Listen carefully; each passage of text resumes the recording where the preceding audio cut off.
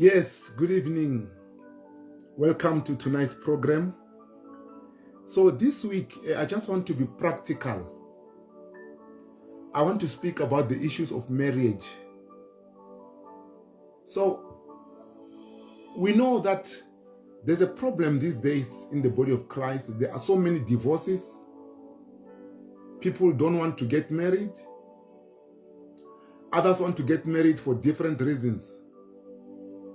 So I just thought, let me dedicate this week to talk issues of marriage. Yeah, some of you might say, but then what qualifies me to speak of marriage? Yeah, I've been married for 33 years now. 33 years. So I think I can contribute onto the issues of marriage. So we don't want people to enter into marriage and then regret later. So now this program is fit for people that are still single, people that are married, because they will be counseling others, people that will be involved in marriage counseling, people that will be solving problems, or leaders. So if you're a leader, people will expect you to assist them in the issues of marriage. Now, today I want to ask or to answer this question. What do you look for in a partner? So you see, many people get into marriage and they've got different expectations. Some people expect money, some people expect love, some people expect compassion, some people expect fathers or mothers. Some people don't even know what to expect. Now, let me clear one myth. Let me clear something. God is not involved into who you get married to. Yeah. God is not involved. You make your own choice. You make your own choice. I mean, if he was involved, he wouldn't have allowed scriptures like, he who finds a wife finds a good thing. He wouldn't have written them. So God is not involved. You make your own choice. The people that are married will tell you that they made their own choice. They were perhaps fortunate because their choice was what they wanted. Now, in the Bible, the way God gave wives to people, the man did not choose for himself. Their parents went and chose for them and they brought. You can check in case of Isaac. Jacob was given Leah, but he did not want Leah. He wanted Rachel. So he put his own effort into getting Rachel. But then if you look at Leah, Leah's mission was complete into the line of Jesus Christ, because Leah gave birth to Levi. Leah gave birth to many people that were in the bloodline of Jesus. But anyway, we are not there today. Today, I just want to talk about what to look for in a partner. So, you might want to take notes, because I'll be referring to scripture there and there, but then strictly, this is about marriage, this is about practicality of things. This assumes that you study your Bible, this assumes that you live by the principles of the Bible, this assumes that you know what you're doing. What to look for. Point number one. Spiritually, in the spiritual line, did you know that it's very important to marry somebody who you've got the same belief spiritually. Yeah, many people, while later, I've seen some people compromise their Christian principles to marry someone who is not a believer. And then when they've got problems, now they want to come to the pastor. Maybe the man is not a believer. They don't want to come to the pastor because the man does not believe. Or maybe when there are problems, the man says, let us go to a sangoma. And then it causes clashes in the family. So I would suggest you marry someone of the same faith. Paul gives a hint or gives advice. He says, do not be unequally yoked. That's what he says. Do not be unequally yoked. So do you know what a yoke is? A joko. Nchangani joko. So a yoke, they put two cows together and they put a yoke on the neck. So now the yoke hold these two cows together. They pull together all the time. So now when Paul says do not be unequally yoked, it means you must not be yoked to somebody that you are not equal. So you cannot be unequal in the religious space. You cannot be unequal in the religious space and expect to make a good couple. It is impossible. It is impossible. Because when you raise your kids, what do you teach them? When you give names, what names do you use? After the traditional 10 days of their birth, what do you do? Do you simply take them out of the bedroom, or do you call Mam Sebeleti to come and do something? So it is important that you marry someone with a spiritual line as you. So unfortunately, many Christians compromise on that. I don't know whether it's because of pressure. I don't know whether it's because they want to please the partner, or maybe they think that it is not important. No, Christians, you need to reconsider. You need to be on the same spiritual level. The same commitment that you have to God, your partner must have. I know that some of you may say, but then people pretend. No, but then how long can people pretend? How long would you be dating that person for him to pretend? I can tell you, a Christian in the issues of marriage or in the issues of God, they cannot pretend. They may be spiritually immature. That is not pretense. They may need to grow spiritually, but we all need to grow spiritually. We all need to grow. We are all growing spiritually. The more I read the Bible, the more I realize that I don't know anything. So now take spiritual, marry someone with the same commitment to God as you. Number 2, emotional. We know it is a fact of life. It is a fact of life that girls mature much more quicker than boys. I know some people might want to put age there and say you must marry someone with an age gap of 1 year, 2 years, 3 years, 5 years, and so on and so on. I don't want to put age. I want to put maturity, emotional level. You need to gauge yourself emotionally. How adaptive are you? Emotionally, how well do you handle stress? Are you getting married because of pressure from friends or pressure from family? And how are you able to handle pressure from family? Or are you getting married mainly because Somebody is pregnant. Or are you getting married because of the pressure of the church that you don't want to shame the church? Or maybe one of you is a pastor's kid, you want to hide some things. So emotionally, you need to be strong and you need to balance.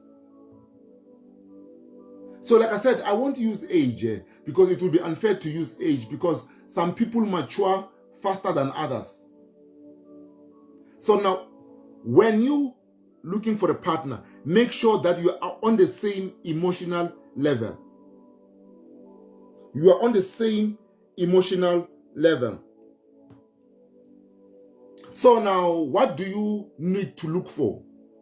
Girls must look for a man that can lead. Remember, you've got to submit to him. Emotionally, he must be a leader. He must be stable. He must be able to command some sort of respect. But men, what do you look for in a lady? You look for somebody who's going to be your cheerleader, somebody who's going to support you, somebody who's going to stand behind you 100%. That is the emotional level that you need to attain. Ladies, if you are not respecting the person that you want to get married to, please don't even bother. Don't even bother. Why? Because your marriage is going to fall flat soon. So now, men, if you are going to look for somebody who does not support you, somebody who wants to lead you, somebody who wants to tell you what to do, somebody who wants to dictate all the time, I mean, what is the point? You need someone who is going to support you as a leader. Because remember, males will be the head of the family. Forget this 50-50 thing. This 50-50 thing does not work. It will never work. Not today, not tomorrow, not anytime. It has never worked, even yesterday. So the 50-50 thing does not work. Many people that end up in divorces are people that went 50-50. So maybe you might want to ask a question as we go along. Just type your question, then I'll be able to answer to the best of my ability. This one is supposed to be actually on a podcast, but then we'll do the podcast when we get connected. But emotionally, you need to balance one another. Remember, I am not putting age, but some people will say that the woman must be 3 years younger or 4 years younger or 5 years younger. I do not have scientific proof for that. But one thing I know, people mature differently. You can have a 21-year-old man behave like a 26-year-old man, mature to that level. It's possible. So now for us to put age, it will be ridiculous and uncalled for. And it will be without scientific proof, without testing people. Point number 3, physical. Let us agree here. There has to be some physical attraction. There has to be some physical attraction. I know all the people that you have fancied in your life. I can bet you my last dollar, no one ever imagined a lady that had a hunchback or something, or someone that couldn't walk properly, somebody on a wheelchair, and say, I want to marry someone. No, there has to be some physical attraction. So it's possible to get attracted to somebody on a wheelchair. Make no mistake. So, but then that physical manifestation, there has to be something. You need to connect physically. So remember, some people say love is blind. I don't believe that love is blind. Somebody still needs to convince me that love is blind. Because if you're going to get married to someone, it is somebody that you see. I see my daughter there, Naomi, is watching. Maybe sometimes you may see that, oh, this man is dark. Oh, this man is dark. So now if this man is dark and you're attracted to his darkness, it's a plus point. But then if you are ashamed of him because he's dark, then what is the point of getting into marriage? Because you're going to stick with that man for the rest of your life. So there has to be some physical attraction. Some people will be attracted by muscles. Some will be attracted by a small round figure. Some will be attracted by the yellow bone status. So, there are different things in which people can be attracted. So now it is important that there has to be physical attraction. I mean, many people make a mistake and say, I don't care, even if, look, I don't even know what examples to use because I don't want to body shame people. Body shaming people is totally out.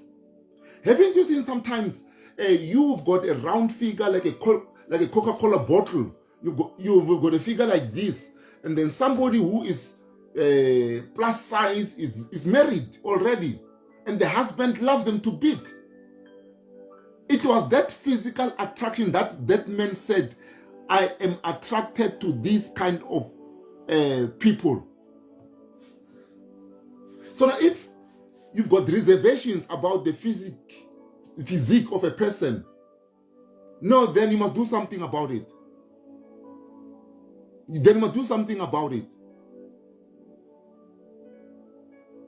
So it is important, it is very, very important that there has to be some physical attraction, and this physical attraction you are going to stick with for the rest of your life. You are going to go to shopping centers together. You may have to face questions from people. You may have to get people. Some people will even laugh at you and say, "Oh, they don't know the heart, and they don't know what a physical preference is." So now you've got to be attracted, and you've got to be settled in your heart about the physique of the person that you want to marry. That is what I can tell you.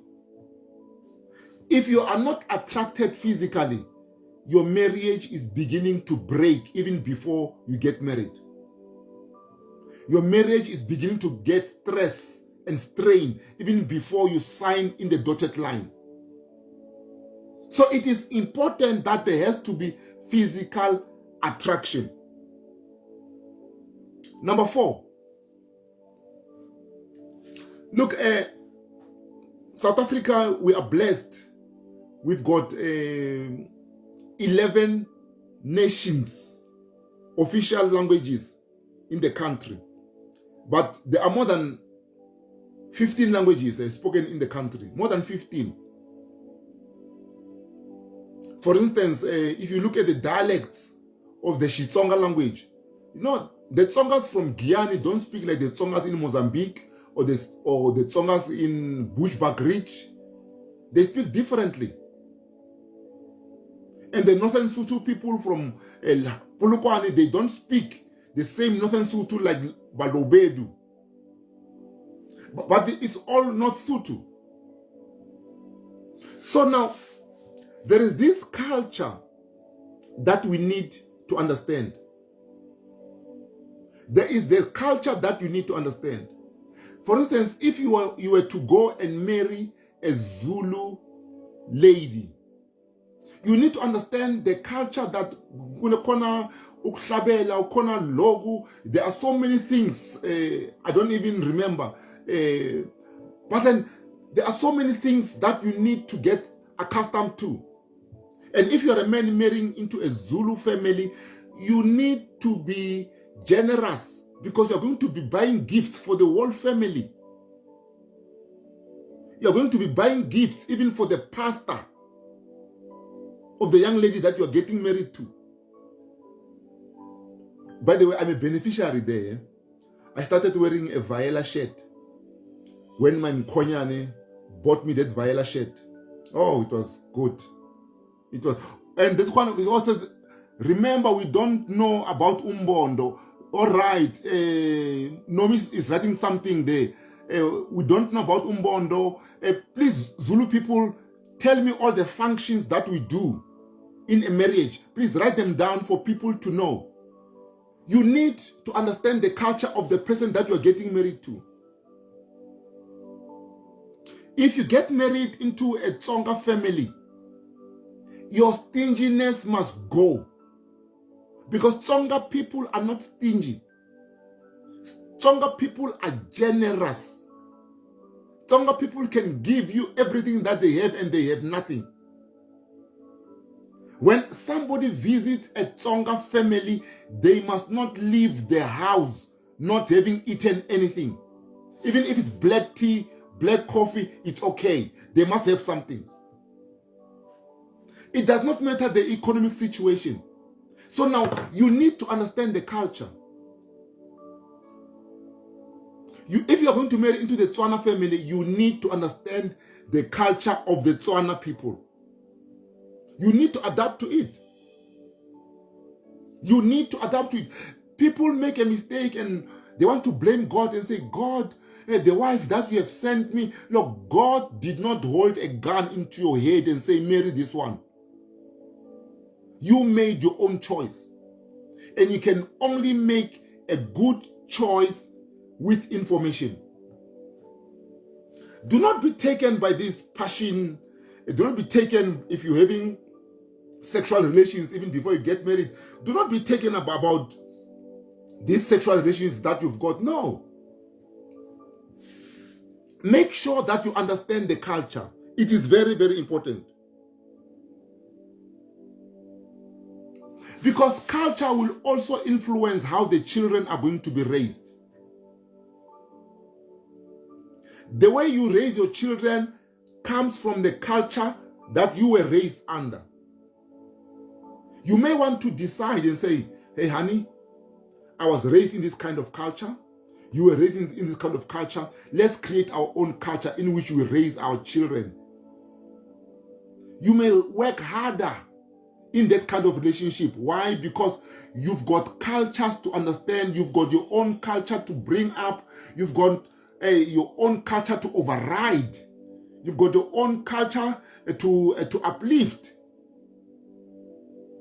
Because remember, your families, you may come up together and come up with the culture of your own.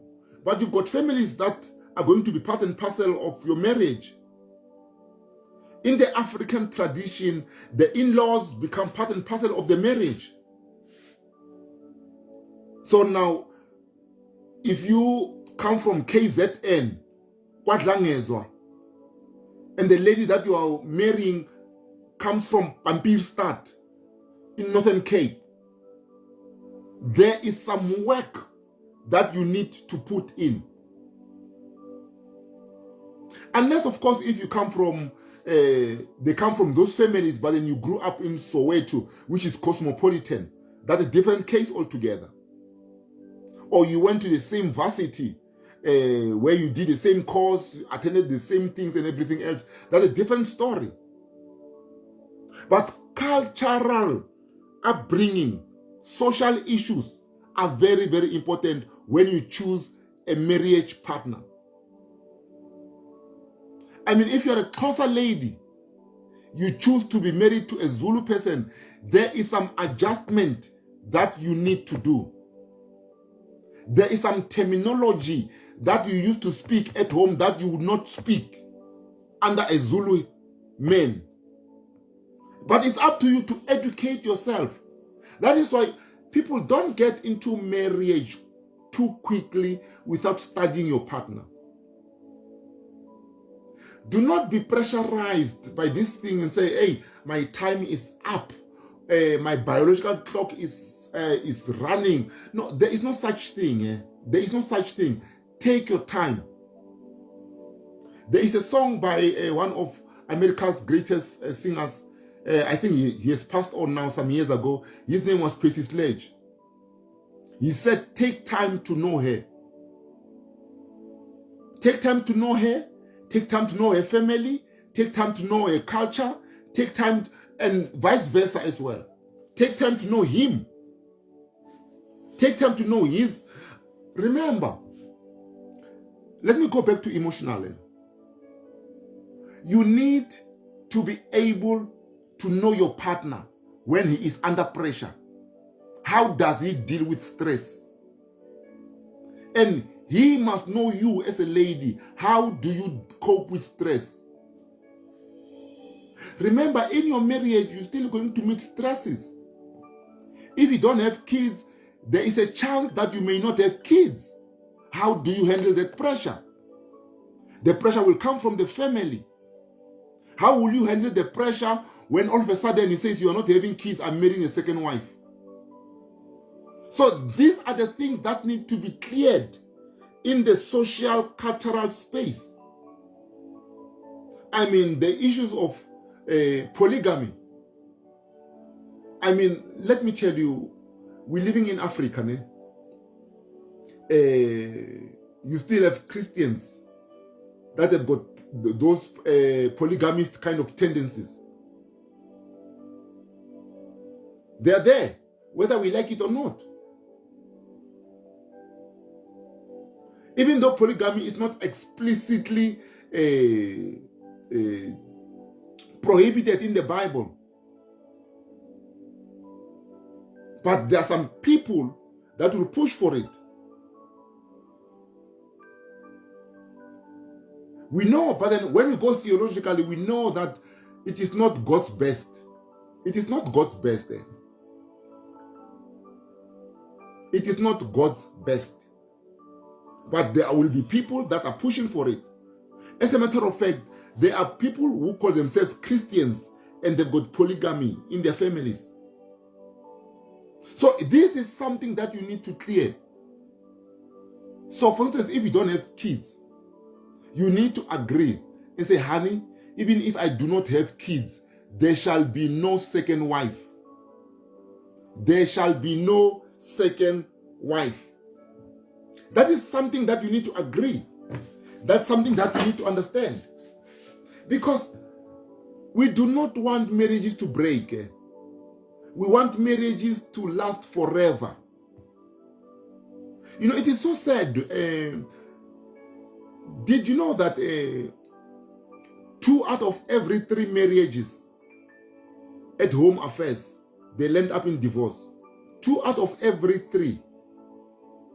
If you convert that into percentages, it's 67%. 66.66666% of marriages end up in divorce. And the reasons: financial, cultural, incompatibility. Sure, it is so sad. It is so sad. And some of the things could have been avoided by marriage counseling before you got married. Because you need to know one another. You need to know your partner inside out. Point number 5. Intellectually, whether we like it or not, we live in an academic world.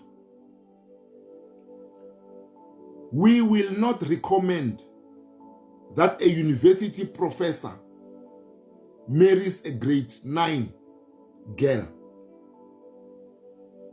We won't recommend that. We will not recommend that a nursing sister with 6 bars here goes and marries a standard 5 man. We won't recommend that. No.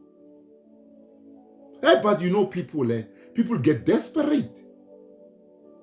As long as it's a man, so give me a man, as long as it's a man, they want a man.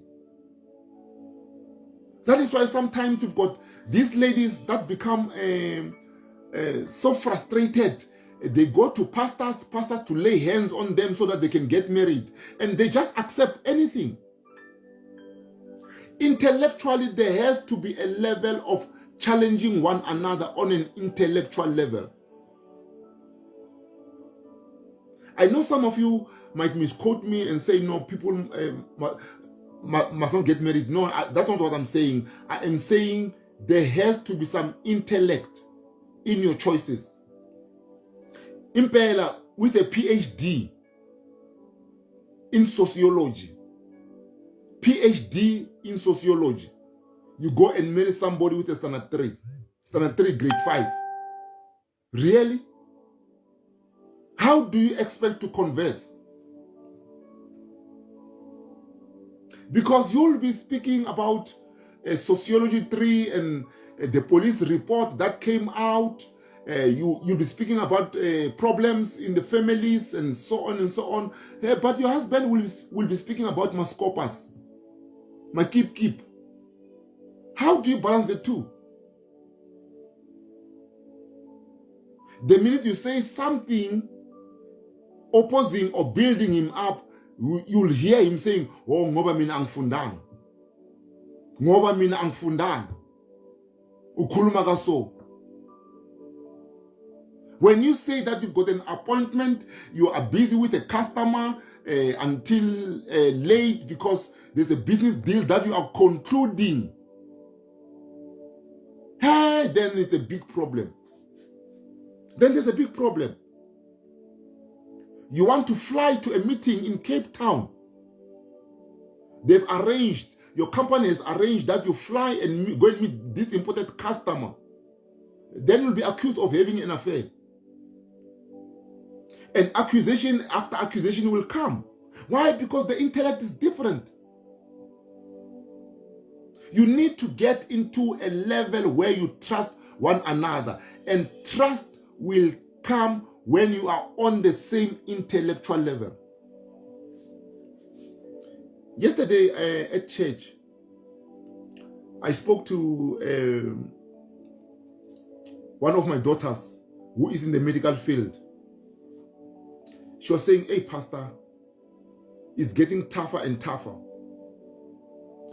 One colleague of ours committed suicide. Same medical field. At the age of 35, committed suicide. He couldn't take it anymore. Can you just imagine?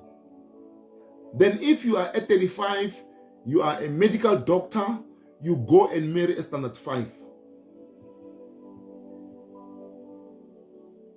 You go and tell them, hey, honey, you've got problems with blood pressure. I need to put you on chronic medication. I can't take the pills. I can't take the pills and everything else. You find it so difficult to even explain. So it is important that you look for these things in your marriage partner. So I want to recommend really for sure, that before you get married, go for marriage counseling, proper marriage counseling. Marriage counseling, let me tell you, will open your eyes because you'll be able to see the blind spots. Because sometimes people, when they are, people think that a wedding and a marriage is one and the same. It's not. A wedding happens for one day. A wedding happens for one day. That's why you've got programs like My Perfect Wedding. Not My Perfect Marriage. My Perfect Wedding. Thank you, Pastor Naomi, for recommending marriage counseling. It is important. Honestly, it is important. Because let me tell you, marriage counseling, when you go in there, when we show you a blind spot, we ask the other person, do you see this blind spot? Say, no, I see it. Then you ask them a question, is this a deal breaker or not? If you decide it is not a deal breaker, you must know your decision. So now, if this thing crops up in the marriage and you want to come to the pastor to come and intervene so that you can divorce, no, you can't, because you've already agreed that it is not a deal breaker. So you've committed yourself. So now, in marriage counseling, you speak about all the deal breakers.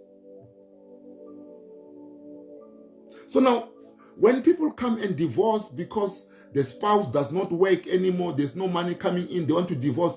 No, you can't do that.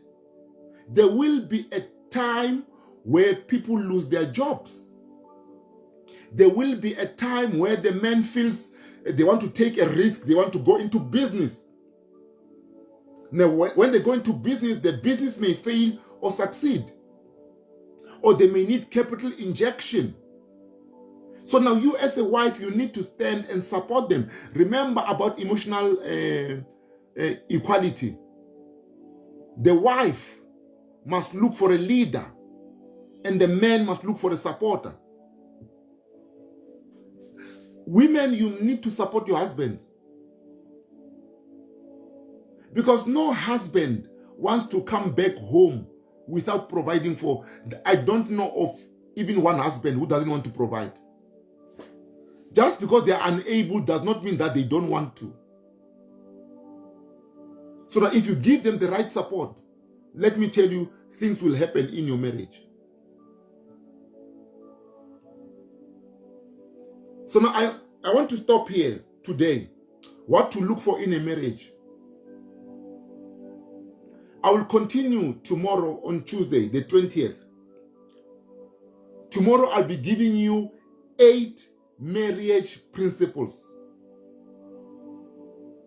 Part 2 tomorrow, 8 marriage principles.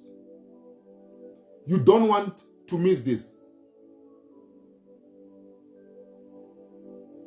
On Wednesday, we'll be speaking about dating philosophy. Here we just spoke about what to look for in your partner. And you may see, or you may notice, I don't have money there. I don't have money. So now you cannot go into a marriage looking for social security. You say, I want to get married, I want security. No, there is no security in marriage. There is no security in marriage. We know as Christians that we base everything on the word of God. So some people want to get married because they want to change a surname. No. Did you know that you can get married and not change your surname? You can get married and get a double-barrel surname. You can get married and change your surname if you want to.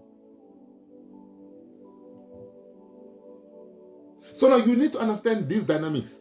These 5 things are the most important. I did not include money. 5 things that you need to consider. Let me repeat. Spiritual.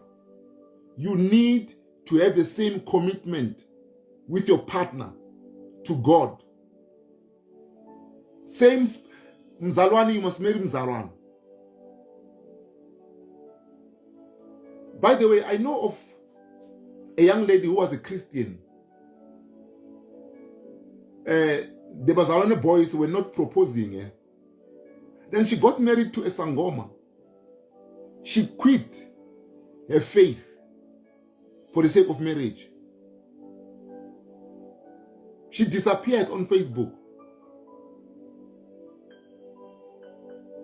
How sad. Spiritually, you must be on the same level. Pastor Doc Sitole, thank you for joining me this evening. I truly appreciate my pastor. Grootman, thank you very much. Number 2, I said emotional. You need to be emotional stable. So I said I will not use age as an emotions detector or gauge. We know that ladies mature more quicker than men. So now when you choose somebody, emotionally you must be able to match. I won't say men you must marry a 5 years younger than you lady or no. There's no such. There's no scientific confirmation for that. You need to study the emotions of this person. how they handle pressure.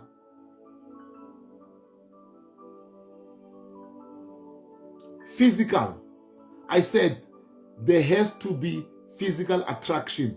You must be attracted to the person that you want to get married to. When they walk there, you must say, yeah, my choice. If he's dark and tall, you must say, oh, my darky. If he's thin, oh, you must say whatever. If he's got a six-pack, you must admire it. There has to be some physical attraction. I know people might say, but then, Pastor, what if the physique changes when you get married? No, this is the blind spot that you're going to raise in counseling, because that body does not remain forever.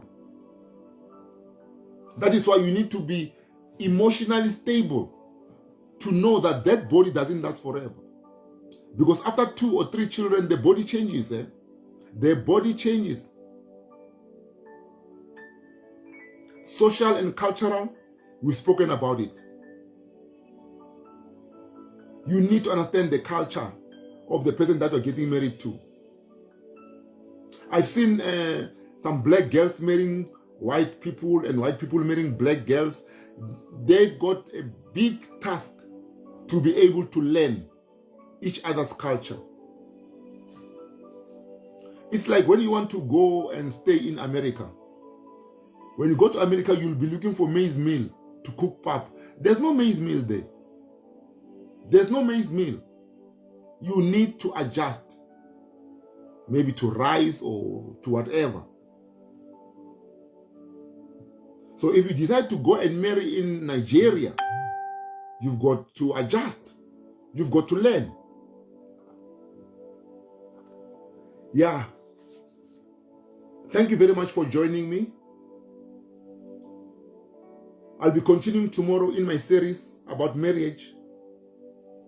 By the way, we've got marriage seminar at our church coming up in April. It will be advertised, where we go deep down into these things.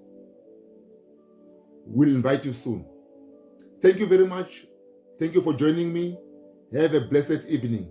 Thank you very much. Goodbye, everybody. Pastor Nomi, Pastor Doc, thank you very much. Boni, thank you for joining us. Apostle Mlambo, thank you for joining us. Sister Grace Hadebe, thank you. Mfundisi Given Malungani, thank you for joining us.